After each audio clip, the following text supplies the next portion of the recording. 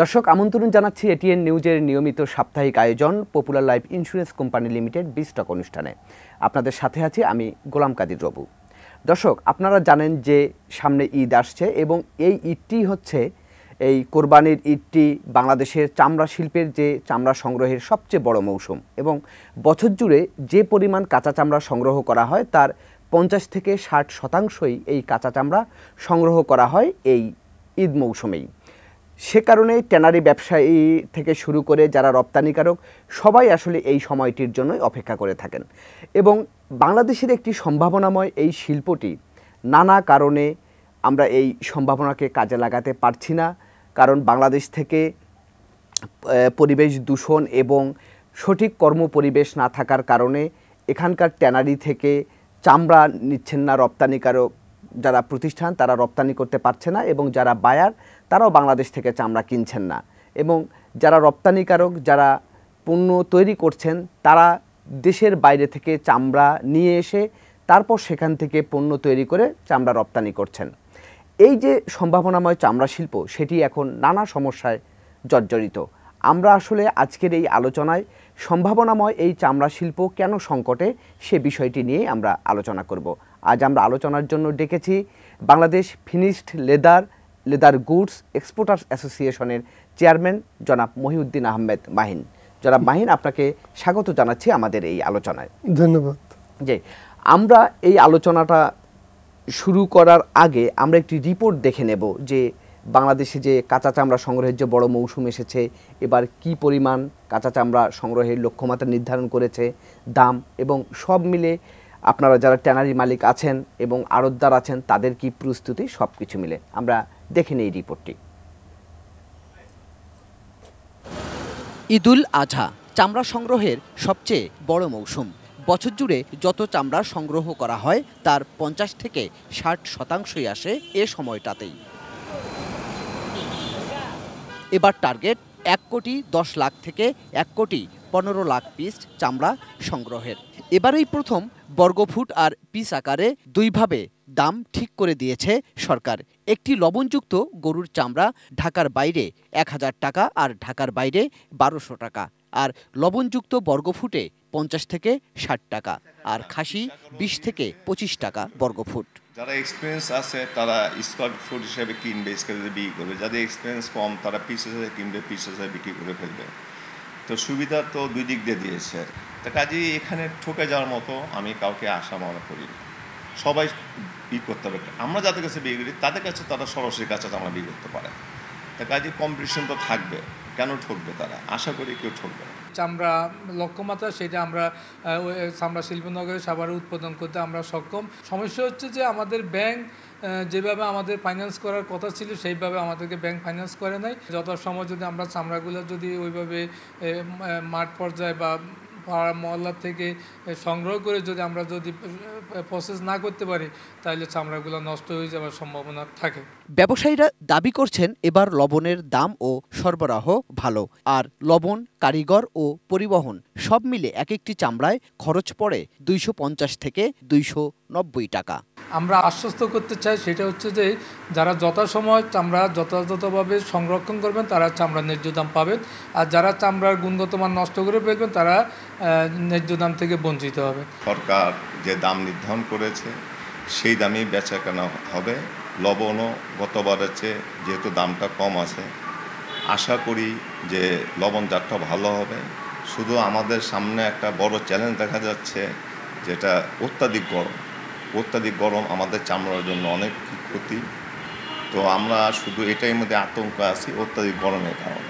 তবে ব্যবসায়ীরা বলছেন সীমান্তে কড়াকড়ির কারণে এবার চামড়া পাচারের তেমন আশঙ্কা নেই।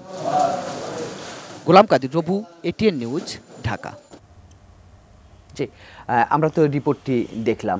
তো এই যে চামড়া শিল্পের যে প্রধান কাঁচামাল কাঁচা চামড়া, সেটি সরবরাহ ক্ষেত্রে ভালো আশা করছেন আপনারা ট্যানারি মালিক এবং যারা আড়তদার তারা আশা করছেন যে ভালো চামড়া পাওয়া যাবে।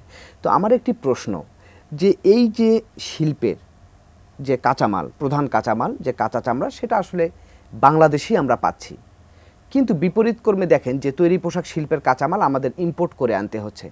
কিন্তু তৈরি পোশাক ভালো অবস্থানে আছে, কিন্তু আমরা ভালো অবস্থানে যেতে পারছি না চামড়া নিয়ে, সেটি কেন? ধন্যবাদ আপনাকে। তো আমি বলি যে আরম্ভের পূর্বেও আরম্ভ আছে। যেমনি বলি যে সন্ধ্যাবেলায় দ্বীপ জ্বালার আগে সকালবেলায় সলতে পাকানো।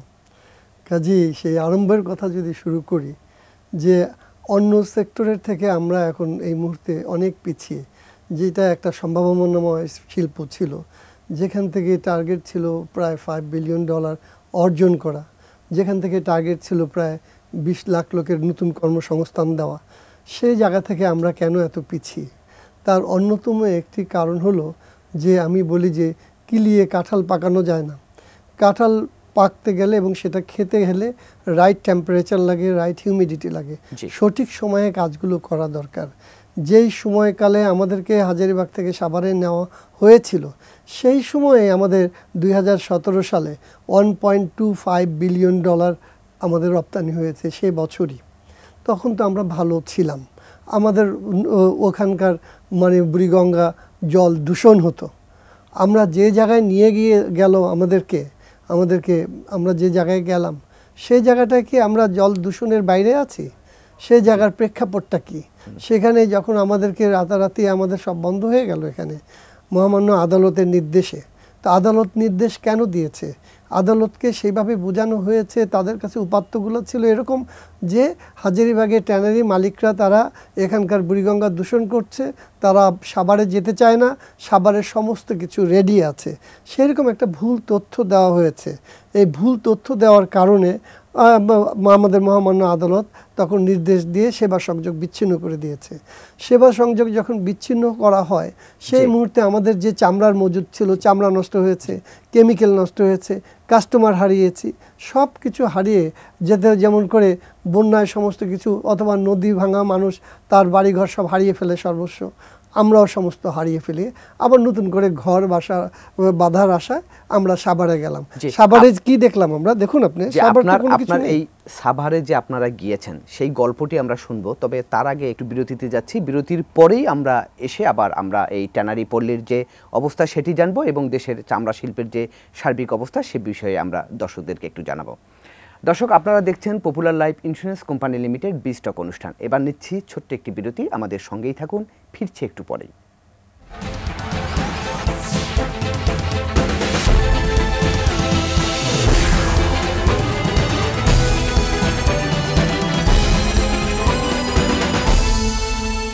দর্শক, বিরতির পর আমরা আবারও ফিরে এলাম popular life insurance company limited বিস্টক অনুষ্ঠানে। আজ আমরা আলোচনা করছি দেশের চামড়া শিল্প নিয়ে। এই যে সংকটে যে আমাদের সম্ভাবনাময় চামড়া শিল্প, সেটি নিয়ে আমরা আলোচনা করছি। আমাদের সঙ্গে উপস্থিত আছেন Bangladesh leather and leather goods exporters association এর যে চেয়ারম্যান মহিউদ্দিন আহমেদ মাহিন। জি মাহিন ভাই, আমরা বিরতির আগে আলোচনায় ছিলাম যে এই যে চামড়া শিল্প নগরীর কথা আপনি বলছিলেন, 2017 সালে হাজারীবাগ থেকে ট্যানারিগুলো সাভারের হেমায়েতপুরে চামড়া শিল্প নগরীতে যায়, কিন্তু তারপরও আমরা দেখছি যে এখন পর্যন্ত সেটি পুরোপুরি প্রস্তুত হয়নি। তো সেখানকার অবস্থা যদি সেই কথাই আমি বলছি যে যখন আমরা 2017 সালে $1.25 বিলিয়ন এক্সপোর্ট করতাম, আমাদের হঠাৎ করে আমাদের চামড়া হারিয়ে ফেললাম, কেমিক্যাল হারিয়ে ফেললাম, বায়ার হারিয়ে ফেললাম। তারপরেও আমরা সেই নতুন করে ঘর বাঁধার আশায় আবার সাভারে গেলাম। যেখানে গেলাম সেখানে যেয়ে দেখি যে চরের মতো একটা জায়গা, যেখানে ধুধু বালি চড়ছে, কোনো কিছু ঠিক নাই। অনেক সময় বর্ষার সময় হাঁটু পানি, কোমর পানি পর্যন্ত চলে আসতো। তখন সেরকম একটা জায়গার মধ্যে আমাদেরকে নিয়ে যেয়ে ফেলে দেওয়া হলো, ডাম্প করা হলো, বললো যে এবার ফ্যাক্টরি করো। আমরা তবুও বুক বেঁধে আশায় আমরা মনে করলাম যে আমরা ফ্যাক্টরিটা আমরা করি, এবং সেখানে প্রায় আমাদের 6-7 হাজার কোটি টাকার মতো বিনিয়োগ করে ফেললো সকল ট্যানারি মিলে। কিন্তু বিনিয়োগ করার পরে আমরা প্রেক্ষাপটে দেখলাম যে জন্য যাওয়া সেটা থেকে আমরা অনেক দূরে চলে এসেছি। আমরা একটা সিইটিপি আমাদের একটা হয়েছে বটে, বাট সেটা একটা অটিস্টিক সিইটিপি হয়ে গেছে, পুরোপুরি অটিস্টিক। এই যে দূষণের জন্য আপনারা গেলেন, ওখানে গিয়ে উল্টো দূষণ, সেই দূষণ তো বটেই, সেটা অবশ্যই আছে। কিন্তু আমি যেটা বলছি যে যে সিইটিপি যে নন ফাংশন করা শুরু করলো, সেইটাকে আমরা রিকভার করার চেষ্টা করলাম, আমরা পুরোপুরি নন কমপ্লায়েন্স হয়ে গেলাম। আমরা এখন নন কমপ্লায়েন্স, আমরা তো কমপ্লায়েন্স টানাই করার জন্য ওখানে গিয়েছি। আমরা মনে করেছি যে আমরা একটা কমপ্লায়েন্স টানাই করব, আমরা সেখানে আমরা বেটার কাস্টমার করব, বেটার লিভিং করব শ্রমিকের জন্য, বেটার লিভিং ফর এভরিবডি, আমাদের এক্সপোর্ট গ্রোথ ভালো হবে। কিন্তু আমরা এই নন কমপ্লায়েন্সের কারণে ইউরোপ আমেরিকার সমস্ত বাজার আমরা হারিয়ে ফেললাম, আমরা একবারে মানে চায়নামুখী হয়ে গেলাম। মানে আপনারা যে বাজারটি হারিয়ে ফেললেন তার মূল কারণ হচ্ছে যেখানে সেখানে হচ্ছে দূষণ মুক্ত করা যায়নি, প্লাস নন কমপ্লায়েন্স, মানে কাজের সুষ্ঠু কর্ম পরিবেশ এখনো নেই, যে কারণে বৈশ্বিক যারা মান সনদ দেয় তারা আসলে সেই সনদটি আপনাদেরকে দিচ্ছে না, যে কারণে আপনারা এক্সপোর্ট করতে পারছেন না, তাই তো? হ্যাঁ, বিষয়টা হলো কেন আমরা এই সনদটি পাচ্ছি না এখন? LWG যদি আমরা লিস্টেড মানে মেম্বার হতে চাই, সনদ পেতে চাই, তাহলে পরিবেশ সম্মত উপায়ে আমাদের চামড়াটা তৈরি করতে হবে, কিন্তু আমাদের সেই অবস্থায় এখনো আসেনি। আমাদের অনেক কিছু ওখানে রেকটিফাই করতে হবে। এখন এই রেকটিফিকেশন করতে যে আমাদের হয়তো ওই বিসিকের যে ওখানে সিটিটা তারা যেটা করেছে, এখানে বেশ কিছু খরচ লাগবে, প্রায় 300 কোটি টাকার মতো খরচ হলে সেটাকে আবার রেকটিফিকেশন করে একটা জায়গার মধ্যে নিয়ে আসতে পারবে। সলিড ওয়েস্টের একটা ব্যবস্থা করতে হবে। এই দুটো যদি আমরা করতে পারি তাহলেই আমরা, আমাদের ট্যানারিগুলোরও কিছু করণীয় আছে, বাট মেজর কাজ হলো গিয়ে পরিবেশগতভাবে আমরা যেন মানে দূষণ না করি, এটাকে সুচিন্তিতভাবে মানে সকলেই বলছে, যদিও এখান থেকে আমরা এখন পর্যন্ত আসতে পারি নাই, বাট ভাবছি আমরা সিরিয়াসলি চিন্তাও করছি এই বিষয়ে। সরকারের ডাইরেক্টিভ হলো গিয়ে এটা যত তাড়াতাড়ি সম্ভব এই সিটিপিটা সম্পূর্ণ করতে হবে, কিন্তু এটা এখন হচ্ছে না। এখন এটা যে হচ্ছে না, আমি অনেক সময় বলি যে সরকারের হায়েস্ট যা আমাদের মাননীয় প্রধানমন্ত্রীর যে ভিশন আছেন, তিনি যেমন করে প্রোডাক্ট অফ দ্য ইয়ার ঘোষণা করেছেন এবং লেদার থেকে তিনি অনেক আশা করেন এখানে $5 বিলিয়ন অর্জন হবে, এখানে লাখ লাখ লোকের কর্মসংস্থান হবে। তো এখন বলি আমরা যে তিনি যদি চলেন অশ্বগতিতে, সরকারি প্রতিষ্ঠান চলে হলো সম্মুখ গতিতে, তো অশ্বগতির সাথে সম্মুখ গতির এত ডিস্টেন্স হয়ে যায়, সেই ডিস্টেন্সের কারণে সাফার করতে হয়। সরকারি প্রতিষ্ঠানের এই সম্মুখ গতি থেকে বেরিয়ে আসতে হবে, তাদের দায়িত্ব নিয়ে কাজ করতে হবে, তাদের ইনিশিয়েটিভটা আরও সিরিয়াসলি নিতে হবে। আজকে যখন দেখেন যে আজকে এই কুরবানির চামড়া, সেটাকে বাঁচানোর জন্য এখন একটা ডিজাস্টার ম্যানেজমেন্টের মতো প্রশাসন, কিন্তু সবাই আমরা সচেষ্ট, আমরাও যেমন করে সচেষ্ট, সরকারি প্রতিষ্ঠান, বাণিজ্য মন্ত্রণালয় বলি, শিল্প মন্ত্রণালয় বলি, বা মানে বিভিন্ন ডিস্ট্রিক্টের ডিসি ইউনিয়ন অফিস বলি, সকলে একসাথে কাঁধে কাঁধ মিলিয়ে এই চামড়াটাকে বাঁচানোর চেষ্টা করা হচ্ছে, যেন এই গরমের মৌসুমে চামড়াটা কোনোভাবে ডিস্ট্রয় না হয়। এটা যেহেতু একটা জাতীয় সম্পদ, সেভাবে আমরা টিভি স্ক্রলিং করে আমরা দেখছি যে এখানে লবণ সরবরাহ পর্যাপ্ত আছে, সবাই আমরা চেষ্টা করছি, কিন্তু এই চেষ্টার অভাব ছিল বিগত 5 বছর আগে। তখন ডাইরেক্টিভটা যাই থাকতো উপরের দিক থেকে, কিন্তু সম্মুখ গতির কারণে আমরা এগিয়ে যেতে পারিনি। একে তো অটিস্টিক চাইল্ড, তাহলে হলো আরেকটা হলো সম্মুখ গতি। তো আমরা তো দিন শেষে ট্যানারি মালিকরা তারা মানসিকভাবে বিপর্যস্ত হয়ে গেছে, অর্থনৈতিকভাবে বিপর্যস্ত, শারীরিকভাবেও সে বিপর্যস্ত, মানসিক, অর্থনৈতিক এবং শারীরিক। অনেক ট্যানারি ওনাররা তারা দেহত্যাগ করেছে, তারা এই পৃথিবীতে আর নেই। অনেক ট্যানারি ওনাররা তারা এই ঋণগ্রস্ত হয়ে মারা গেছে। এখন এইটার একটা ট্যানারি মালিকদের যে আজকের এই একটা সম্ভাবনা থেকে আমরা পিছিয়ে গেলাম, এই দায় তো কারো না কারো নিতে হবে, এবং এই দায়টা কোনোভাবেই তো ট্যানারি মালিকের না। আলটিমেটলি ক্ষতি তো আমার হচ্ছে, ঋণগ্রস্ত তো আমি হচ্ছি। এই যে আপনারা একদিকে ঋণগ্রস্ত হচ্ছেন, অন্যদিকে আপনারা যে চামড়া এবং চামড়াজাত পণ্যের যে প্রধান বাজার ইউরোপের বাজার আপনারা ঢুকতে পারছেন না, আপনাদের বৈশ্বিক মান সনদ নেই। তো সেক্ষেত্রে যে আমাদের যে চামড়াজাত পণ্য কিংবা চামড়া যে রপ্তানি হচ্ছে, সেটি আসলে কোথায় রপ্তানি হচ্ছে এবং এই সুযোগটা আসলে কে নিচ্ছে? তাহলে অ্যাকচুয়ালি যেহেতু আমরা নন কমপ্লায়েন্স, আমাদের 80% প্রোডাক্ট চলে যাচ্ছে চায়নাতে, কিছু ভারতে যাচ্ছে, কিছু টুকটাক অন্যান্য দেশে যাচ্ছে। বাট চায়নাদের নীতি হলো এই, যেহেতু আমাদের যদি 100 টাকার প্রোডাক্ট আমরা 90 টাকা বিক্রি করি, তাহলে আমরা পর্যাপ্ত সেল করতে পারবো। আর 100 টাকার প্রোডাক্ট যদি আমরা 105 টাকায় বিক্রি করতে চাই, তাহলে একটা কাস্টমারও পাবো না।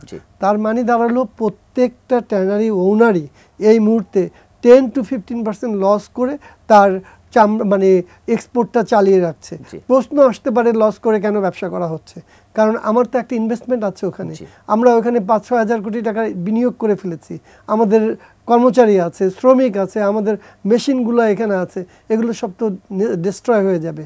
আমরা আছি সুদিনের আশায়, আমরা এখন মানে লস করে ব্যবসা করতে হচ্ছে, বাঁচিয়ে রাখতে হচ্ছে, এবং এই বাঁচিয়ে রাখতে যে আমরা তো শেষ হয়ে যাচ্ছি। মানে আমাদের মূল প্রশ্নটা হলো যে এটা আমরা কতদিন আর কতভাবে করতে পারবো। তাহলে এখন যেটি বোঝা যাচ্ছে যে আপনাদের বাজারটি অনেকখানি চীন এবং ভারত নির্ভর হয়ে গেছে, এবং সেটি হচ্ছে finish leather, not leather goods. Semi finish leather. তাহলে লেদার গুডস যারা এক্সপোর্ট করছে তারা কিভাবে করছে? লেদার গুডস যারা এক্সপোর্ট করছে, জুতো যারা এক্সপোর্ট করছে, কাস্টমার বলে দিচ্ছে তাদেরকে, তোমাদের জুতো আমরা তখনই নিব যখন তোমরা বাইরের দেশ থেকে চামড়া কিনবা। বাংলাদেশের চামড়া দিয়ে যদি তোমরা জুতা তৈরি করো, আমরা সেই জুতো নেব। তার মানে বাইরের চামড়া ইম্পোর্ট করে এখানে প্রোডাক্ট বানিয়ে সেই প্রোডাক্ট আমরা এক্সপোর্ট করি। রাইট, ইউরোপের বাজারে আমরা সেই প্রোডাক্ট এক্সপোর্ট করছি, আর আমার নিজের দেশের চামড়া আমরা ব্যবহার করতে পারছি না। তাহলে এই যে সংকটের কথা আপনি বলছেন, একদিকে ট্যানারি পল্লী দূষণমুক্ত এবং কর্মপরিবেশ সেখানে নিশ্চিত না হওয়ার কারণে LWG সনদ আপনারা পাচ্ছেন না, যে কারণে আপনারা ইউরোপের বাজারে এক্সপোর্ট করতে পারছেন না।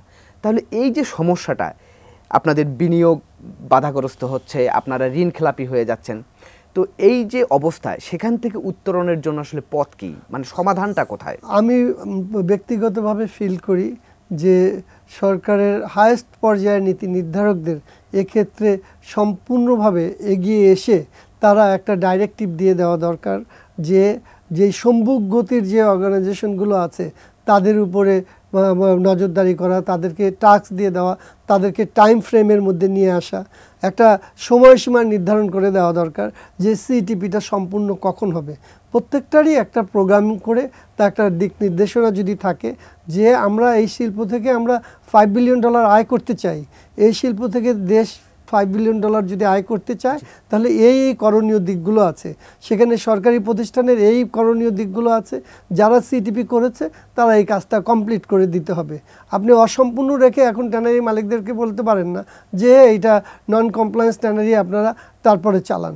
আমরা তো নন কমপ্লায়েন্স থেকে কমপ্লায়েন্স আগে নিয়ে আসতে হবে, এবং সেই প্রতিশ্রুতি দিয়েই আমাদেরকে নিয়ে যাওয়া হয়েছে, সাভারে নিয়ে যাওয়া হয়েছে হাজারীবাগ থেকে, যে আমরা একটা কমপ্লায়েন্ট হব এবং কমপ্লায়েন্স ট্যানারিতে আমরা কাজ করব এবং সিটিপিটা কমপ্লায়েন্স থাকবে।